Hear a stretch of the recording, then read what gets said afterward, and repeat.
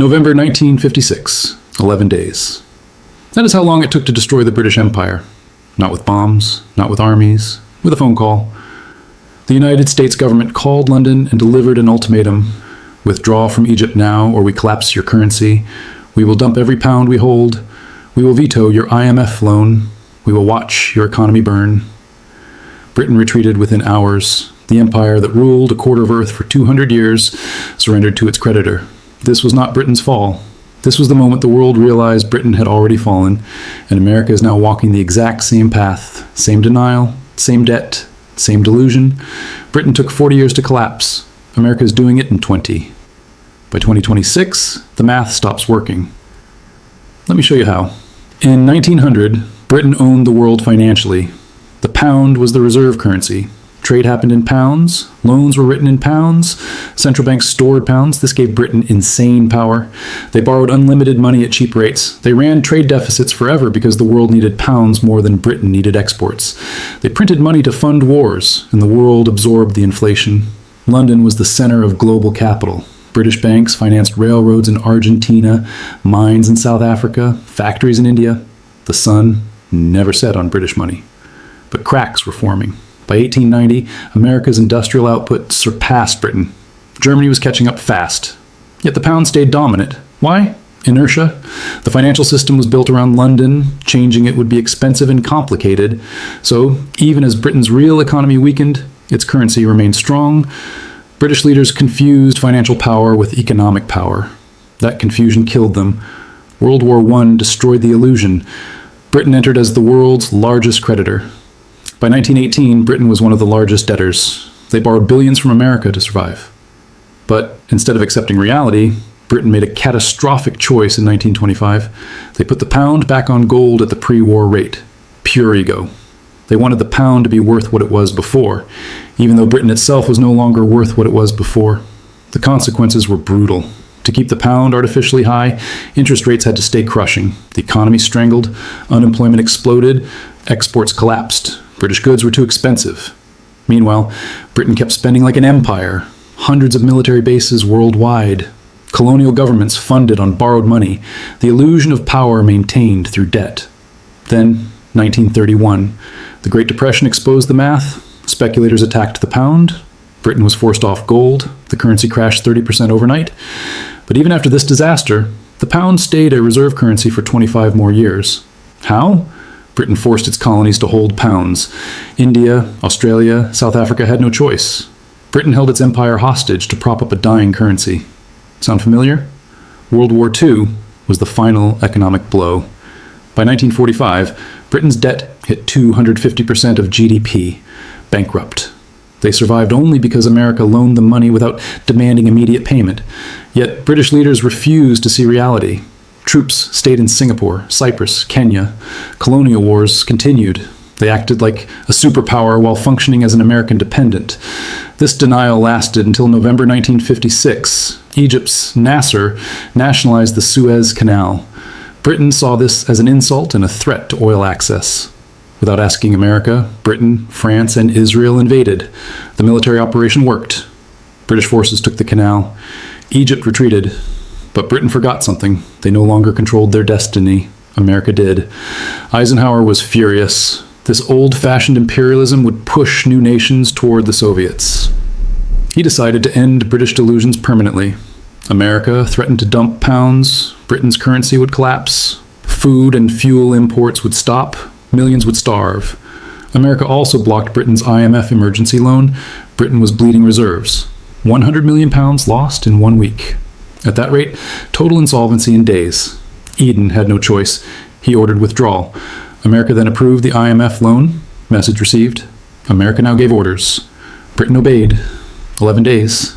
That is how long it took for a century of dominance to publicly end. Now watch how America is repeating this exact pattern. The parallels are not similar. They are identical. Britain's debt in 1945 was 250% of GDP. America's is 130% and accelerating. We added $2.5 trillion to the debt in 2024 alone, $7 billion per day, every day. We now borrow money just to pay interest on old borrowing. Britain kept a global military it could not afford. America has 750 plus bases in 80 countries. We spend $900 billion on defense annually, more than the next 10 nations combined. Policing the world on credit cards.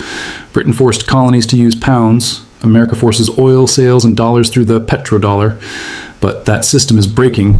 Saudi Arabia accepts yuan now. Russia and China trade without dollars. BRICS nations build alternative payment systems specifically to avoid us. Britain refused to accept economic reality. America still acts like 1995. Like we are the only manufacturer.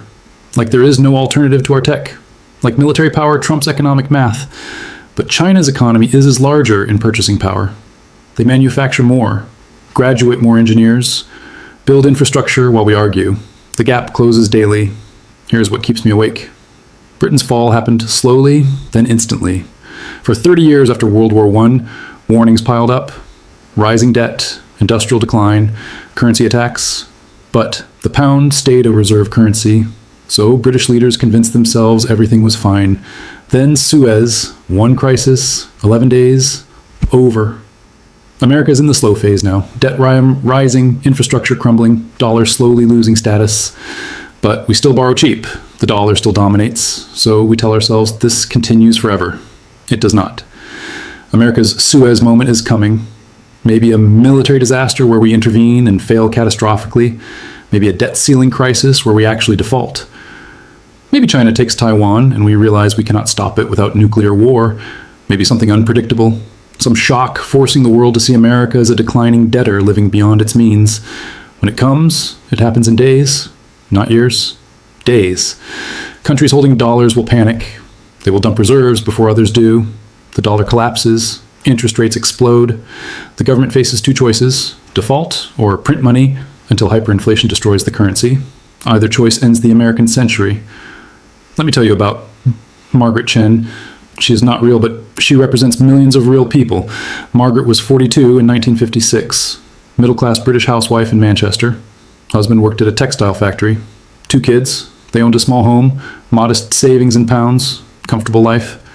Then Suez happened. Within a year, everything changed. The pound lost value. Import prices surged. Her husband's factory closed because they could not afford materials priced in dollars. He found work paying half his old wage. Their savings bought less every month. Inflation ate their security. By 1960, they sold the house they had worked 15 years to buy. They moved to a cheaper area. The kids left school early to work. The comfortable British middle-class life disappeared. Margaret lived another 30 years watching Britain shrink from superpower to average country. She never recovered financially. This is not abstract history. This is what happens when reserve currency status ends. Real people lose everything. The numbers for 2026 are terrifying. Congressional Budget Office projects interest on debt exceeds $1 trillion annually. We spend more on interest than defense, more than Medicare. We become a family where credit card minimum payments eat the whole paycheck. Britain hit this point in 1947. They had no choice but to accept American terms for everything. Dismantled the empire because they could not fund it. Accepted diminished status because creditors demanded it. When America hits this point, who dictates terms? China holds over $1 trillion in treasuries. Japan, similar. Gulf states, hundreds of billions. When they decide dollars are too risky, when they stop buying new debt, America faces Britain's choice: submit or collapse. This is not speculation. This is math. You cannot borrow forever. You cannot spend beyond production forever. You cannot live on debt forever. Eventually, creditors lose patience. Eventually, alternatives emerge. Eventually, reality wins. Britain's final mistake was not policy. It was psychology. British leaders told themselves history and reputation would preserve status. That being British meant normal rules did not apply. That empire was too big to fail. All wrong. America tells itself identical lies now. We believe winning World War II and the Cold War grants permanent dominance. We believe innovation keeps us on top regardless of debt. We believe the dollar stays reserve currency because it always has. Every empire believed it was special. Every reserve currency believed it would last. None did. Not Rome's denarius, not Spain's dollar, not the Dutch guilder, not the British pound, not the American dollar. Before Suez, Britain could have changed. Late 1940s economists warned finances were unsustainable. Cut military spending, accept reduced global role, or rebuild domestic economy. Ignored. Politicians found it unacceptable. The public found it unthinkable. Britain was Great Britain. How could they just be another country? So they spent, borrowed and pretended until November 1956, when reality forced itself on them in the most humiliating way possible. America is at that decision point now. We receive the same warnings. CBO says debt is unsustainable. Economists left and right agree we must cut spending or raise taxes, or face crisis. Former Treasury officials, former Fed chairs, current officials privately admit the trajectory fails, but like Britain, we ignore it. Politicians promise tax cuts and spending increases simultaneously. The public demands services without paying. Anyone suggesting painful change gets called defeatist or unpatriotic. We choose comfortable denial over uncomfortable reality. Britain made that choice. It destroyed them. When reserve currency collapses, ordinary people suffer immediately. When the pound lost status, Britain could not import cheaply. Food prices surged, fuel scarce, industries using imported materials shut down. Unemployment spiked, savings lost value to inflation. Middle-class British life disappeared within 10 years. If the dollar loses reserve status, Americans experience the same. Everything we import, which is nearly everything, costs vastly more. Your savings lose purchasing power fast. Mortgage and car loan rates spike into unaffordable. Government forced to slash spending, eliminating programs millions depend on, or print money causing hyperinflation. Either way, American living standards crater. This is not fear-mongering. This is exactly what happened to Britain. This is what happens to every debtor losing creditor confidence. Britain's transition from superpower to middle power took 30 years, 1920 to 1950. But final recognition took 11 days. America's transition started 1971 when we left gold. We have borrowed beyond our means for 50 years, run trade deficits every year since 1975, accumulated debt faster than GDP since 2000. The foundation weakened for half a century. When crisis comes, when America's Suez arrives, it will be faster than Britain's. Not weeks, days, maybe hours in our digital financial system. I cannot tell you if 2026 specifically, no one predicts exact timing, but I can tell you conditions for collapse are being created now. Every trillion added to debt, every factory closed, every month importing more than exporting. The question is not if, the question is when. And whether Americans will be ready or shocked, like the British in 1956, when reality shattered decades of denial. Here is the 2026 trigger nobody talks about. Interest on debt crosses defense spending that year. For the first time in American history, we pay more to creditors than to our military. Markets will notice. Foreign governments will notice. When servicing debt costs more than projecting power, the math screams one thing: decline. That is the moment sentiment shifts. Not gradually, overnight, just like Suez.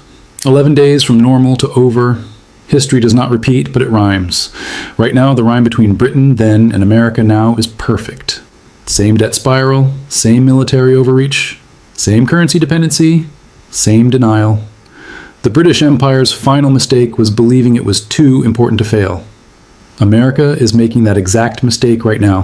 When this breaks, it will not be announced on the news. First, it will show up in your bank account, your mortgage rate, your grocery bill. By the time the media explains it, you will already be living it.